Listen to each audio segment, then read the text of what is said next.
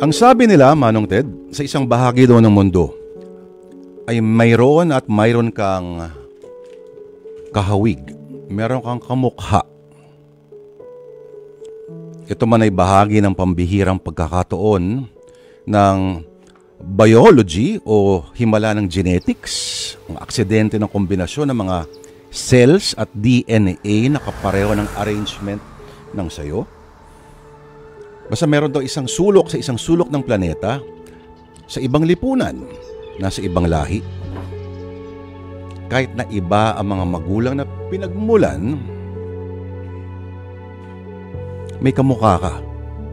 At sa ganitong teorya, pwede nating itanong, paano kung matagpuan mo ang isang taong eksaktong kamukha ng iyong yumaong mahal sa buhay? Yung tipong para kang pinagbiyak na bunga, isang photocopy na maaaring may pagkakaiba lang sa sukat, kulay at timbang. Mararamdaman mo rin ba ang pag-ibig na naramdaman mo noon? Para sa mga kasagutan sa mga tanong na yan, kailangan nating madinig at pag-aralan ang kwento ngayon ni Dennis ng San Jose del Monte, Bulacan. Pero magsisimula ang kanyang storya sa isang matindi at hindi mapapatawad na pagtataksil. Mga kapatid, dito po sa Sana Lord, pakinggan po natin ang kwento ni Dennis, isang nilalang na bumigay sa tawag ng laman, ang natalo sa pakikipagbunong braso sa tukso. At mas pinalala pa ito, maaaring sabihin na mas pinababoy pa, ng pagtatraidor na nangyari pa sa mga magkakaibigan. Tropa ang tinalo. Ikaw, mapapatawad mo ba kung sa iyo nangyari ito? Mga kapatid, dito po sa Sana Lord, simulan po natin ang ating dula na tungkol sa kapalaran at pangalawang pagkakataon dito po sa ating 241 kwento dito po sa Sana Lord. Ito na po ang Makita Kang Muli.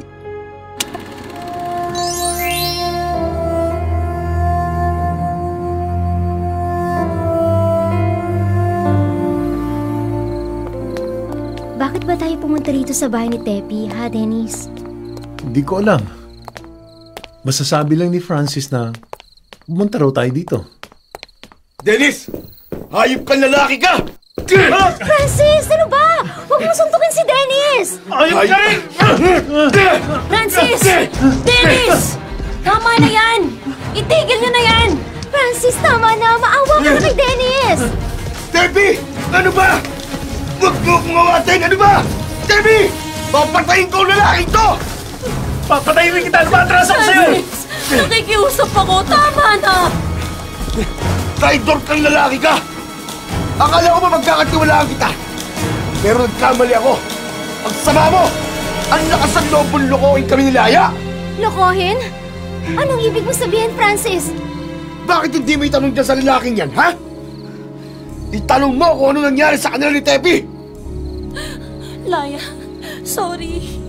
Nagawa kitang lokohin kahit na best friend kita.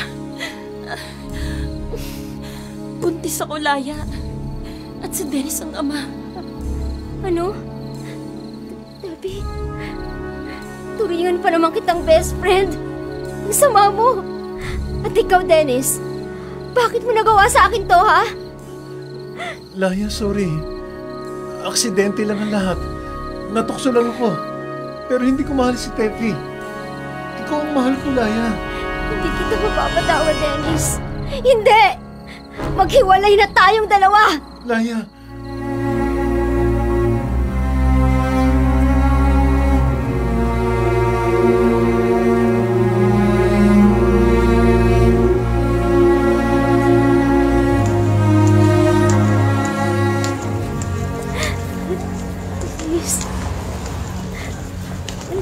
ginawa sa akin to. Minahal naman kita. Pinagkatiwalaan kita. Hindi ko akalain na lulukuhin mo ako. Ang sama mo. Sana hindi na lang kita makilala.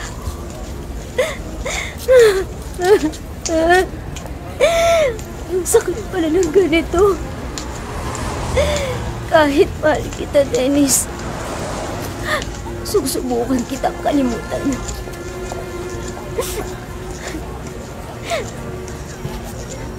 Matawid na nga. Diyos ko po!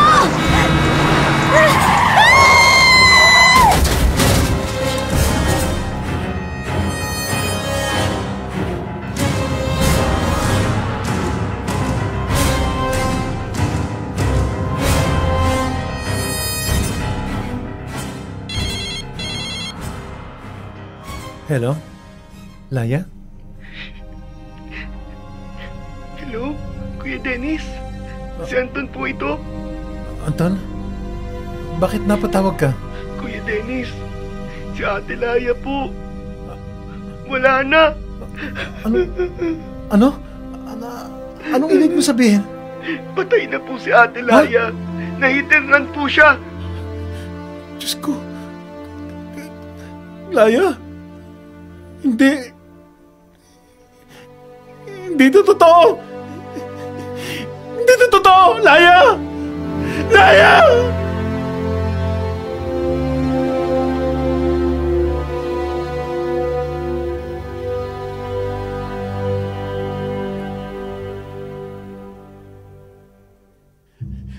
Anton, nasaan na si Laya?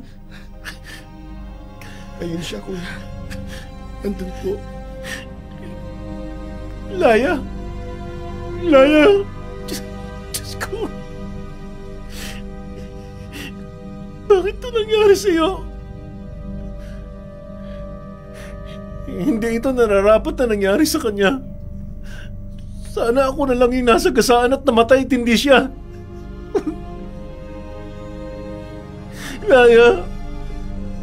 Patawad! Alam kong malaki ang kasalanan ko sa'yo. Pero sana makuha mo pa rin ako mapatawad. Hindi mo lang alam kung gaano ako nagsisisi sa mga oras na ito. Nangihinain sa mga masasayang memories natin. Hindi ko alam kung paano pa ako mabubuhay ngayong wala ka na. Laya, I'm so sorry. Hindi ako naging mabuting boyfriend mo. Pero makatandaan mo, mahal na mahal kita.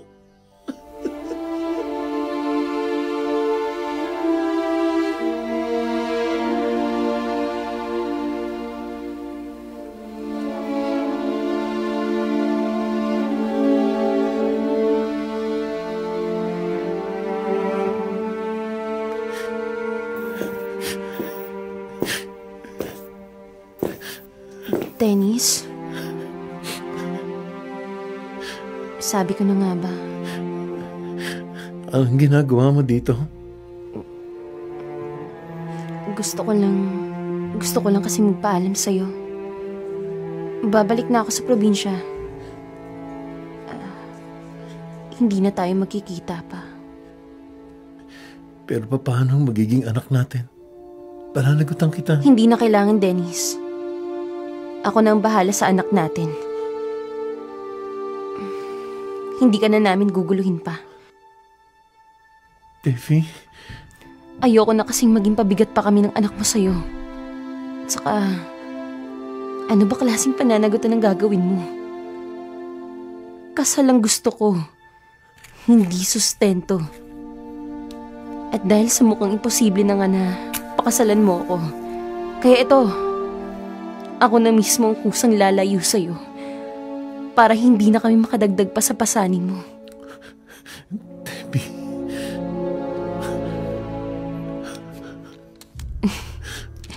Huwag kang mag-alala, Dennis. hindi ako galit sa'yo.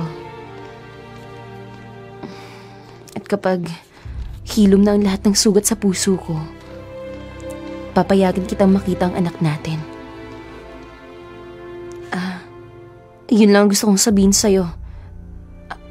Sige na, aalis na ako. Devi? Goodbye, Dennis.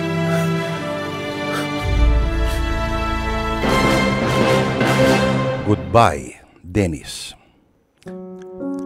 Gaya ng maraming relasyon, ang masayang simula ng kila Dennis at Laya ay nagtapos ng ganun-ganun lamang dahil sa tukso. Ika nga naglaro ng apoy, kaya napaso. At hindi lamang simpleng paso ang nangyayari, kundi third degree burn, kumbaga. At tila damay ang buong bahay. Dahil hindi lang siya nagkaroon ng ibang babae. Itong si Dennis, nabuntis pa niya. Itong si Tepi.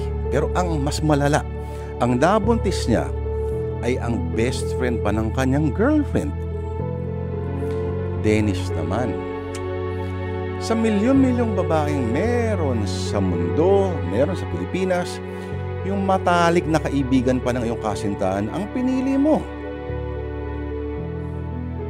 At ganun din dapat ang tanong sa kalaguyo niyang si Tepi.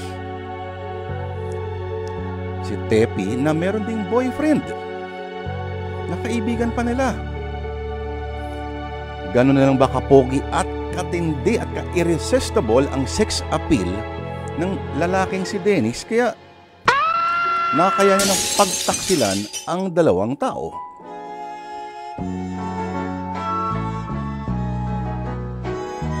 At dahil kawing-kawing ang kanilang mga kapalaran, dahil sa nangyaring aksidente na sinundan pa ng isang aksidente, ay dalawang tao agad ang nawalan.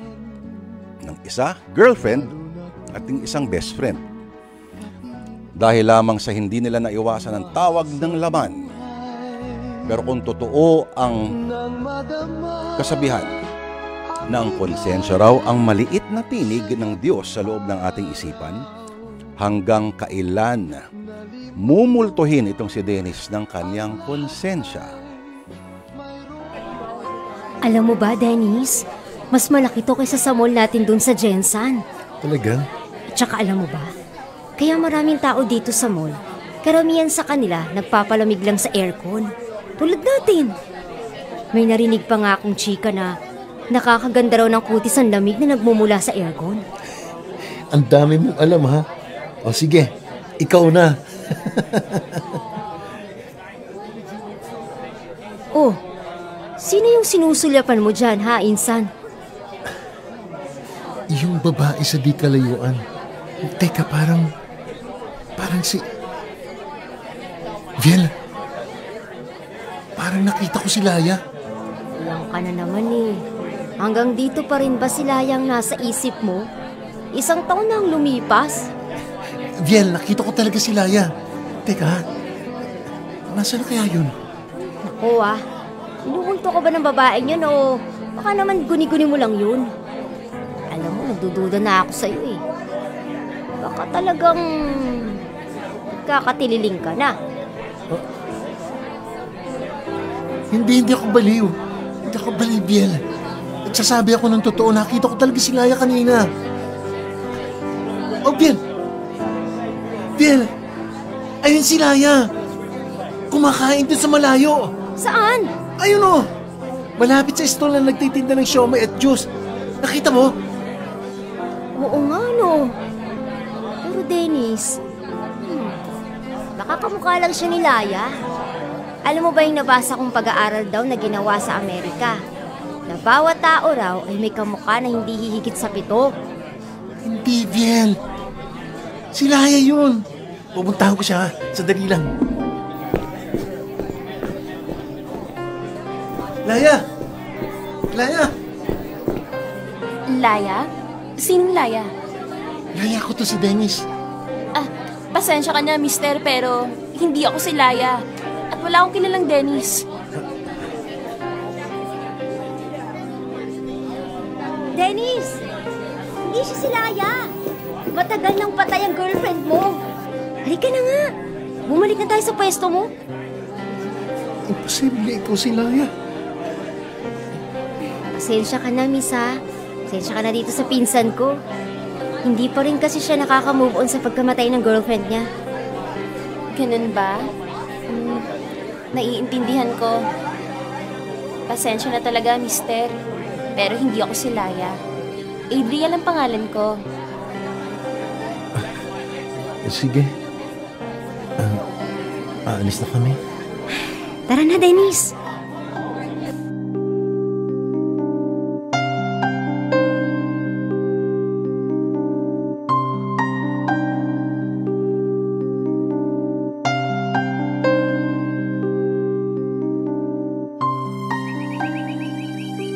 Dennis. Viel, bakit ganun? Sinubukan ko namang mag-move on. Sinubukan kong kalimutan si Laya. Pero hindi ko talaga magawa. Siguro dahil nakukonsensya pa rin ako sa pagkakasalang nagawa ko sa kanya. Dahil sa akin, kaya siya namatay. Bien, galit ako sa sarili ko. Pakiramdam ko, ang sama-sama akong tao. Dennis. Yung nakita natin sa mall na kamukha ni Laya, siguro sinadya talaga yun ng Diyos para lalo akong pahirapan, lalo akong usigin ang konsensya ko. Huwag ka nang mag-isip ng ganyan, minsan. Huwag ka nang umiyak. Makikita ko pa kaya yung babaeng yun? Sana wag na kayo magkita pa ng babaeng yun. Dahil sigurado ako, lalo ka lang masasaktan. Sana nga, huwag ko na lang siya makita.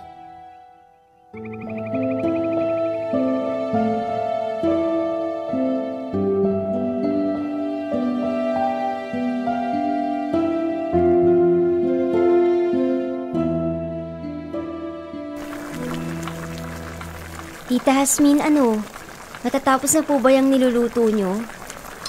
Malapit na. 1 minuto na lang. Ma? Viel? Oh, Dennis, nandiyan ka pala. Day off mo sa trabaho ngayon, di ba? Dennis, samahan mo naman kami magtinda ng mama mo ng mga binalot na ulam. Sige. Saan ba kayo magbebenta? Doon sa UN Avenue. Marami kasing opisina doon. Marami na rin kaming suki doon. Sige, malapit lang pala eh. Sasama ako.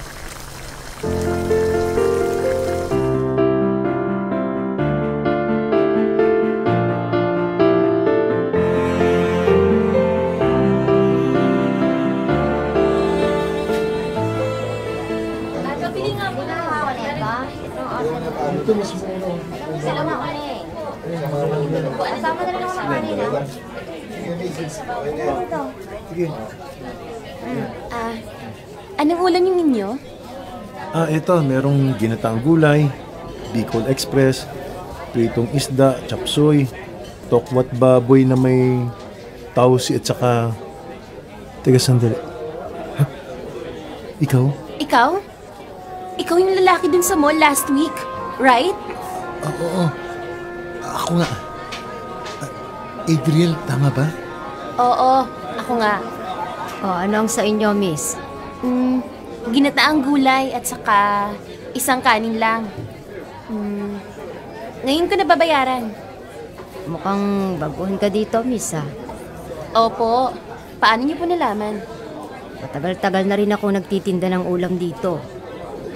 Alam mo, may kamukha ka. Yung ex-girlfriend ng anak ko.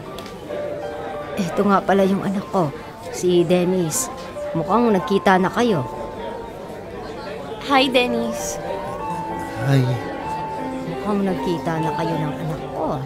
Opo. Sa mall nung last month pa po. Eto na yung in-order mo. Siya nga pala. Karamihan sa mga kasamahan mo kinsenas at katapusan nagbabayad. Ikaw, baka gusto mo sa akinse mo nalang bayaran to. Ililista ko na lang. Sige po. Magkano po itong lahat? 25 lang.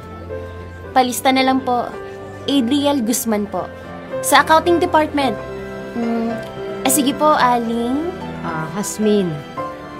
Salamat ha. Uy, Dennis. Ano? Okay ka lang ba? Okay lang ako, Insan.